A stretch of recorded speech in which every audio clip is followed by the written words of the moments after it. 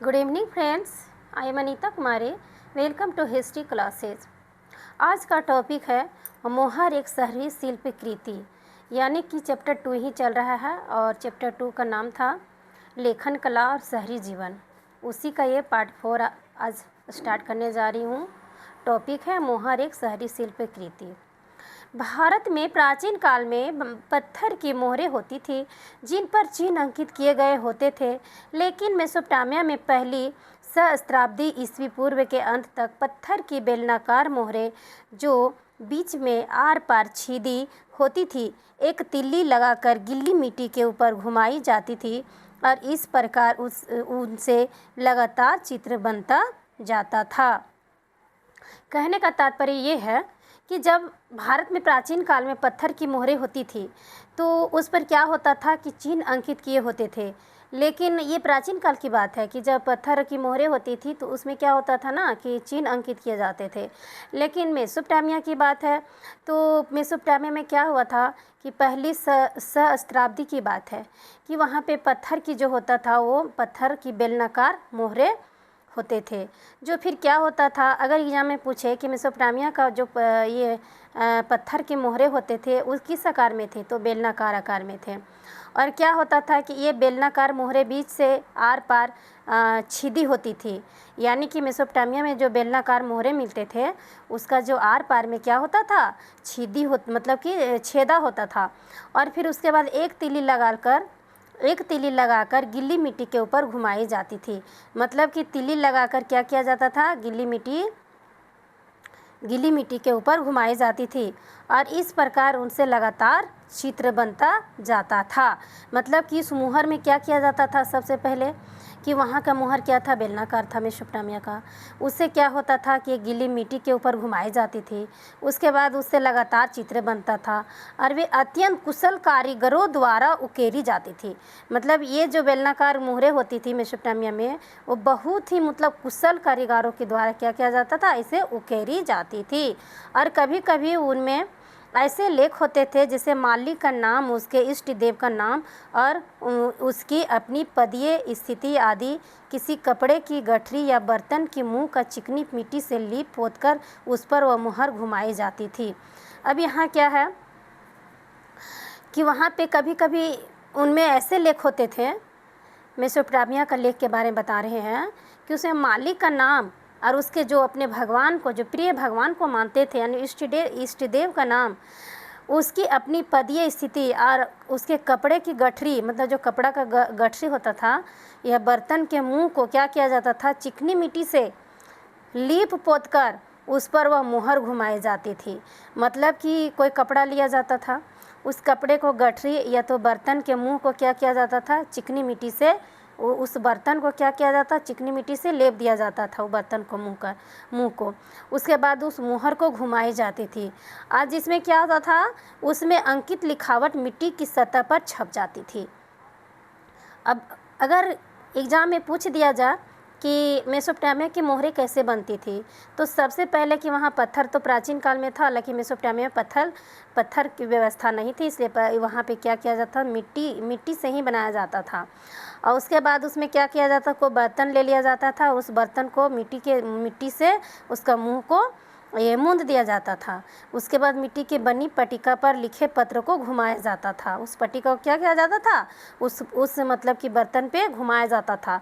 उसके बाद मोहर उस पत्र की प्रामाणिकता की प्रतीक बन जाती थी। फिर वो क्या हो जाता था, वो उस पत्र की प्रामाणिकता की प्रतीक बन जाती थी वो मुहर। इस प्रकार मुद्रा सार्वजनिक जीवन में नगरवासी की भूमिका को दर्शाती थी। मेसोपोटामिया की ये मोहरें कैसे बनाई जाती थी, उम्मीद है कि आप लोग को समझ में आया होगा। अब इससे क्या है कि इससे क्वेश्चन पूछा था TRA 2 BPSC बिहार में 114 नंबर का क्वेश्चन पूछा था। मैं बता रही हूँ क्वेश्चन क्या था वो, देखिए। क्वेश्चन था, मेसोपोटामिया सभ्यता में पाई गई बेलनाकार पत्थर की मोहरे की अनूठी विशेषता क्या थी। तो अभी हम लोग ने पढ़ा कि उसमें लगातार चित्र बनाया जाता था। तो मेसोपोटामिया सभ्यता में पाई गई बेलनाकार पत्थर की मोहरे की अनूठी विशेषता क्या थी, तो यह लगातार चित्र बना सकता है। इसका उपयोग केवल शासकों द्वारा किया जाता था। इसे अपनी से आसानी से स्टोर किया जा सकता है, उपर्युक्त में से अधिक, उपर्युक्त में से कोई नहीं। तो इसका आंसर यह लगातार चित्र बना सकता है। अभी मैं इस क्वेश्चन को भी बुक में दिखाती हूँ। देखिए क्या है क्वेश्चन। मेसोपोटामिया की सभ्यता में बेलनाकार पत्थर, देखिए मेसोपोटामिया यहाँ है, ठीक है। उसके बाद पत्थर की बेलनाकार या मुहरे जो बीच में आर पार छिदी होती थी, एक तीली लगाकर गीली मिट्टी के ऊपर घुमाई जाती थी और इस प्रकार उनसे क्या होता था, लगातार चित्र बनता जाता था, लगातार चित्र बनता जाता था। क्या बनता जाता था, बेलनाकार, जो ये बेलनाकार मुहरे थे पत्थर का, जो अनूठी विशेषता क्या थी, तो लगातार चित्र बनता जाता है। अब देखिए यहाँ पर भी, देखिए यहाँ पर है ना, यह लगातार चित्र बन सकता है। देखिए यह लगातार चित्र बना सकता है। तो एनसीईआरटी बुक देखिए कितना महत्वपूर्ण है, क्वेश्चन के साथ और पेज नंबर। इसका आंसर किस में है, तो 11th क्लास का चैप्टर 2 हिस्ट्री का बुक है, एनसीईआरटी पेज नंबर 39 में है। चलिए अब आगे देखते हैं क्या है स्थिति। यहाँ पर देखिए 5 पुरानी बेलनाकार मोहरे और उनके छापे, प्रत्येक की छाप का विवरण दे। क्या उन पर किलाकार लिपि अंकित है। बोल रहा है कि 5 पुरानी बेलनाकार मोहरे लाइए और उनमें छापे, प्रत्येक की छाप का विवरण दें और उन पर किलाकार लिपि अंकित है या नहीं।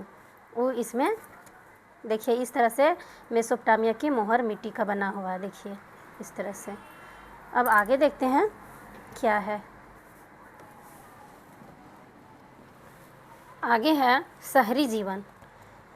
ऊपर के विवरण से पता चलता है कि नगरों की सामाजिक व्यवस्था में एक उच्च संभरता वर्ग का प्रादुर्भाव हो चुका था। धन दौलत का ज़्यादातर हिस्सा समाज के एक छोटे से वर्ग में केंद्रित था। मतलब ऊपर का जो अभी हम लोगों ने देखा कि किस तरह से बेलनाकार वहाँ पे मोहरे पाए जाते थे मेसोपोटामिया में, तो इस विवरण से पता चलता है ना कि नगरों की, जो वहाँ की नगरों की सामाजिक व्यवस्था थी, एक ऊंच और संभरता वर्ग के, मतलब कि ऊंच वर्ग के प्रादुर्भाव पाया गया था। वहाँ पे धन दौलत का ज़्यादातर हिस्सा क्या होता था, समाज के एक छोटे से वर्ग में केंद्रित था। वहाँ का जो मेसोपोटामिया का क्या था कि धन दौलत जो था ज़्यादातर क्या होता था, समाज के छोटे से वर्ग में केंद्रित था। इस बात की पुष्टि इस तथ्य से होती है कि बहुमूल्य चीज़ें, आभूषण, सोने के पात्र, सफ़ेद सिपियाँ और लाजवंत जड़े हुए लकड़ी के वाद्य यंत्र, सोने के सजावटी खंजर आदि विशाल मात्रा में उर में राजाओं और रानियों की कुछ कब्रों या समाधियों में उनके साथ दफनाई गई मिली है। लेकिन आम आदमी की स्थिति क्या थी। अब यहाँ पे क्या है कि छोटे वर्ग में केंद्रित होता था, वहाँ का जो ज़्यादातर धन दौलत होता था, ये इम्पोर्टेंट बना। इस बात की पुष्टि थी कि वहाँ पर बहुमूल्य चीज़ें जो होती थी, आभूषण, जैसे कि सोने के पात्र हो गया, सफ़ेद सिपियाँ हो गया, लाजवंत जड़े हुए लकड़ी के वाद्य यंत्र हो गए, या सोने के सजावटी खंजर हो गए, ये सभी क्या होता था, विशाल मात्रा में वहाँ उर में राजाओं और रानियों की कुछ कब्रों, मतलब कि जो राजा रानी की मृत्यु होती थी तो उन लोग को दफनाया जाता था, उनके कब्र में ये सारी चीज़ें प्राप्त होती थी। क्या क्या, सोने के सजावटी खंजर, वाद्य यंत्र, लकड़ी के वाद्य यंत्र, ये सारी कब्रों से प्राप्त होती थी, उनकी समाधियाँ से। और उसके बाद क्या होता था कि जब वे मतलब कि उनकी मृत्यु हो जाती थी तो उनको समाधि उनके साथ दफनाई गई मिली है। लेकिन आम आदमी की स्थिति क्या थी, ये तो राजा रानी की बात है कि जब राजा रानी की मृत्यु हो जाती थी तो उनके साथ में उनके सामानों को भी दफनाया जाता था मेसोपोटामिया में। अब देखते हैं आम आदमी की स्थिति क्या थी वहाँ पे। तो कानूनी दस्तावेज, विवाह, उत्तराधिकार आदि के मामलों से संबंधित से पता चलता है कि मेसोपोटामिया के समाज में एकल परिवार को ही आदर्श माना जाता है। अब यहाँ से क्वेश्चन क्या बना कि मेसोपोटामिया में कैसी परिवार थी, तो एकल परिवार थी। क्या थी, एकल परिवार। देखिए यहाँ पे थोड़ा सा स्टार का चिन्ह है, इससे ये इम्पोर्टेंट बन गया एग्ज़ाम के लिए, कोई भी एग्ज़ाम के लिए। तो एकल परिवार को ही आदर्श माना जाता। हालांकि एक शादीशुदा बेटा और उसका परिवार अक्सर अपने माता पिता के साथ ही रहा करते थे। मेसोपोटामिया में भी और यहाँ भी वही बात है, अभी भी है। ये अभी क्या है, अभी उसी टाइप से है जिस टाइप से मेसोपोटामिया में था कि शादीशुदा जो बेटा होता था वो अक्सर अपने परिवार माता पिता के साथ ही रहते थे।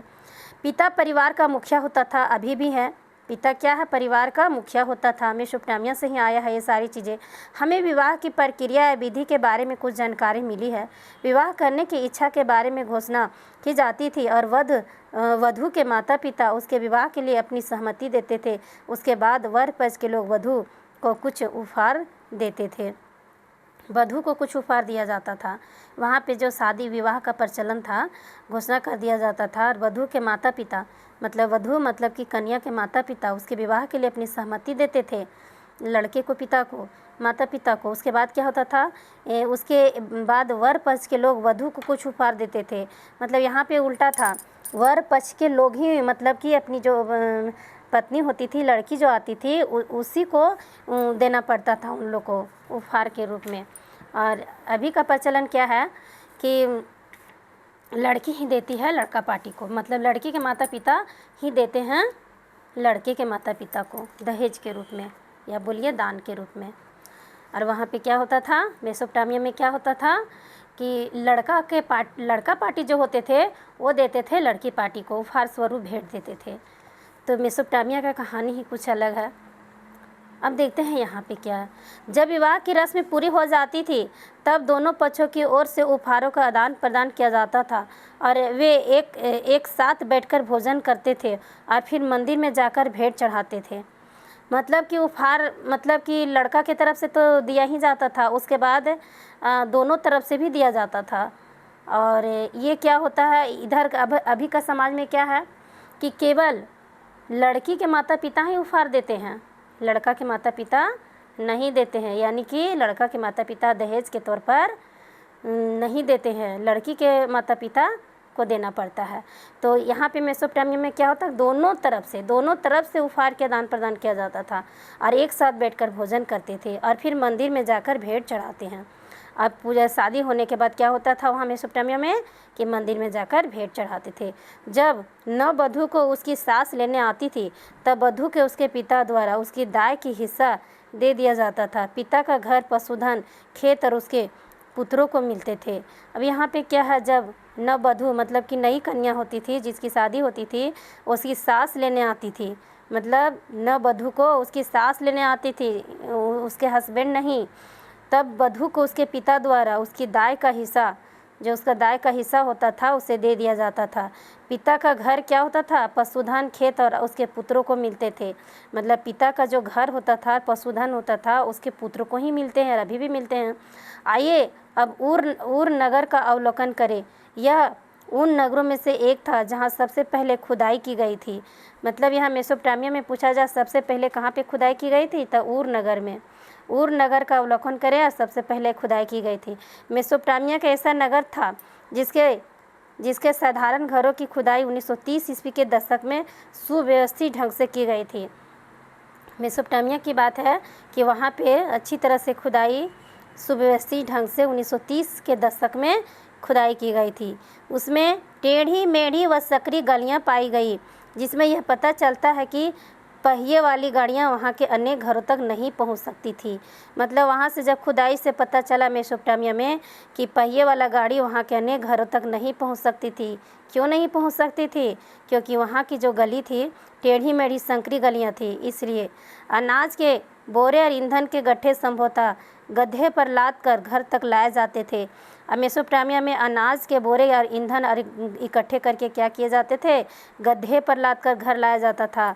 पतली और घुमावदार गलियां तथा घरों के भूखंडों का एक जैसा आकार ना होने से यह निष्कर्ष निकलता कि नगर नियोजन की पद्धति का अभाव था। कहने का तात्पर्य टेढ़ी मेढ़ी गलियों से पता चलता था कि वहाँ का जो नगर नियोजन है वो उसका क्या था, मतलब कि पद्धति का क्या था, बहुत ही अभाव था। वहाँ का नगर नियोजन अच्छी नहीं थी क्योंकि वहाँ का गलियाँ टेढ़ी मेढ़ी थी। वहाँ गलियाँ के किनारे जल निकासी के लिए उस तरह की नालियाँ नहीं थी जैसे कि उसके समकालीन नगर मोहनजोदड़ो में पाई गई थी। मतलब कि जिस तरह से मोहनजोदड़ो में नली बनाई गई थी ईंटों से, उस तरह से मोहनजोदड़ो में जिस तरह से नली बनाई गई थी ईंटों से, उस तरह से मेसोपोटामिया में नहीं थी, बल्कि जल निकासी की नलियाँ और मिट्टी की नलिकाएँ ऊर नगर के घरों के भीतरी आंगन में पाई गई है। मतलब कहने का तात्पर्य ये है कि मेसोपोटामिया में जो नालियाँ थी पानी निकासी के लिए, मिट्टी की नलिकाएँ ऊर नगर के घरों के क्या होता था, भीतर आंगन में पाई गई है, जिससे यह समझ आता है कि घरों की छतों की ढलान भीतर की ओर होता था। मतलब इससे क्या होता था आंगन में पाई जाती थी नलियाँ, जिससे समझ में ये आता है कि मेसोपोटामिया की जो छतों का ढलान होता था वो भीतर की ओर होता था। वर्षा का पानी निकास नालियों के माध्यम से भीतरी आंगनों में बने होने से हौज में ले जाया जाता था। मतलब पानी का निकासी जो होता था नलियों के माध्यम से, वो जो भीतर का आंगन होता था उसी में हौज में ले जाया जाता था। हौज शायद यह इसलिए किया गया था कि एक साथ तेज़ वर्षा आने पर घर के बाहर की कच्ची गलियां बुरी तरह कीचड़ से ना भर जाए। मतलब वहाँ पे क्या होता था कि मोहनजोदड़ो की तरह मेसोपोटामिया में नालियाँ अच्छी नहीं थी, और वहाँ पे क्या होता था, आंगन के भीतर में नालियाँ थी, जिसके वजह से वहाँ पे पानी निकासी के लिए क्या किया जाता था, वहाँ पे भीतरी आंगन में बने जो होते थे हौज होते थे, उससे शायद इसलिए किया गया था हौज वहाँ पे भीतरी आंगन में कि ताकि तेज़ वर्षा आने पर घर के बाहर की कच्ची जो गलियाँ थी पूरी तरह से कीचड़ से ना भर जाए, इसलिए हौजों की व्यवस्था की गई थी। फिर भी ऐसा प्रतीत होता है फिर भी ऐसा प्रतीत होता है कि लोग अपने घर का सारा कूड़ा कचरा बहाकर गलियों में डाल देते थे, जहां वह आने जाने वाले लोगों के पैरों के नीचे आता रहता था। ना वहाँ का व्यवस्था ठीक नहीं था, गली गुची का, वहाँ पे ना गली का व्यवस्था ठीक नहीं था, बहुत ही खराब स्थिति था मेसोपोटामिया ये मोहनजोदड़ो की अपेक्षा। फिर भी ऐसा प्रतीत होता है कि लोग अपने घर का सारा कूड़ा कचरा क्या करते थे, बहाकर गलियों में डाल देते थे, मतलब गली में डाल देते थे, जहां वह आने जाने वाले लोगों को पैरों के नीचे आता रहता था।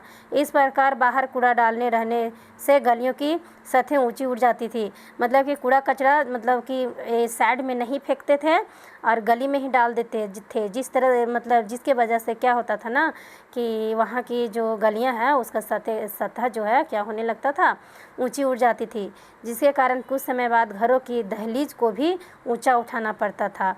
धीरे धीरे क्या होता था कि कूड़ा करकट गली में फेंकने लगते थे, और गली का जो ऊंचाई थी ये होता था समतल ज़मीन रहता था, तो क्या होने लगता था, धीरे धीरे कूड़ा कचरा डालने से उसकी जो सतह होती थी उठ जाती थी, जिसके कारण समय पर घरों में दहलीज को भी मतलब जो घर होता था वो गली के अनुसार घरों को भी ऊंचाई पर बनाना पड़ता था, ताकि वर्षा के बाद कीचड़ बहकर घरों के भीतर ना आ सके।